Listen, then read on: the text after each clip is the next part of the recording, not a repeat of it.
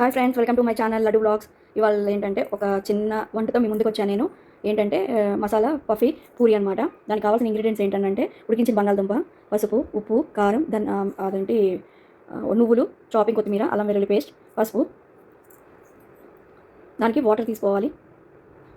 Water తీసుకొని కొంచెం oil, salt వేసుకొని ముద్దలాగా కలుపుకోవాలన్నమాట. దాంట్లో మీకు ఎంత కావాలో అంత కారం, అంటే మీరు ఎంత తినగలరో అంత వేసుకోవచ్చు. దాని తర్వాత గార్లిక్ పేస్ట్, తర్వాత కొంచెం పసుపు, కొంచెం సాల్ట్, రుచికి సరిపడినంత, అండ్ నువ్వులు, అండ్ చాపింగ్ కొత్తిమీర కూడా వేసుకోవాలి. అండ్ పూరి ఆలు మిక్స్ అనమాట, అది కూడా వేసుకోవాలి. బాగా మొత్తం మిక్స్ అయ్యేటట్టు బాగా కలుపుకోవాలన్నమాట. చాలా బాగుంటాయి. ఉత్తి అయినా తినేయచ్చు, దీనికి కర్రీ కూడా అవసరం లేదు. పిల్లలు చాలా ఇష్టంగా తింటారు ఈ పూరీలు. చాలా బాగుంటాయి అన్నమాట. అదంతా మిక్స్ అయ్యే వరకు బాగా కలుపుకొని వాటర్ పోసుకొని ముద్దలాగా వచ్చేటట్టు కలుపుకోవాలి. కొంచెం కొంచెం వాటర్ వేసుకొని బాగా కలుపుకోవాలి ముద్ద అయ్యేటట్టుగా. అంటే ఒత్తిగా సాఫ్ట్గా వచ్చే వరకు పూరి పిండి ఎలా మనం చపాతీ పిండి కానీ ఇంకొంచెం మెత్తగానే కలుపుకోవాలి సాఫ్ట్గా. చూడండి, దగ్గరికి పడింది. మెత్తగా కలుపుకోవాలి. బాగా వాటర్ కొంచెం కొంచెంగా వేసుకొని కలుపుకోవాలి.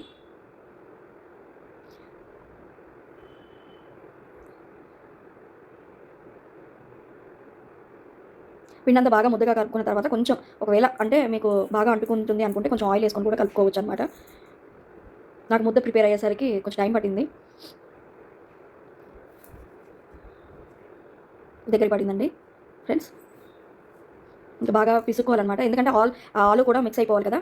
బాగా కొంచెం ఆయిల్ వేసేసుకొని కొంచెం వాటర్ వేసేసుకొని కన్సిస్టెన్సీ చూసుకొని కలుపుకోవాలి. కలుపుకున్నాక ఇది మొత్తము ఒక అరగంట వదిలేయాలండి. అంటే కొంచెం పిండి నానిద్ది అనమాట. కొంచెం బాగా ముద్ద చేసేసుకొని ఒక అరగంట వదిలేయాలి. దాన్ని మూత పెట్టుకోవాలి. చూడండి, ముద్దలాగా అయిపోయింది, ఎంత బాగా వచ్చిందో. అలా బాగా పిసుకోవాలి, ఎందుకంటే ఆలు అదంతా మిక్స్ అయిపోవాలి కదా.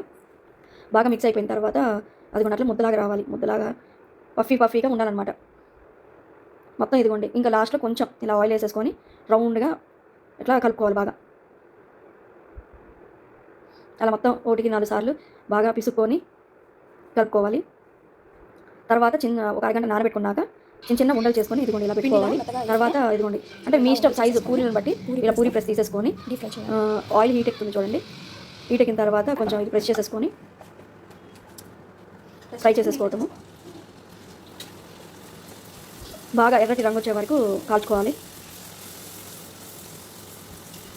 చూడండి ఎంత బాగా పొంగుతున్నాయి చూడండి. అంటే మనము ఒక అరగంట చక్కగా నానబెట్టుకొని అలా చేసుకుంటే పొంగుతాయి అన్నమాట బాగా. అలాగే ఇంకా మిగతా అన్నీ కూడా ప్రెస్ చేసుకొని కాల్చుకోవాలి.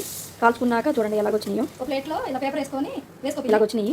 యాక్చువల్గా వీటితో మనకి కర్రీ అవసరం లేదండి. దీనికి ఏంటంటే మనం రైతా కొంచెం కారం జల్లుకొని నంచుకుంటే బాగుంటాయి.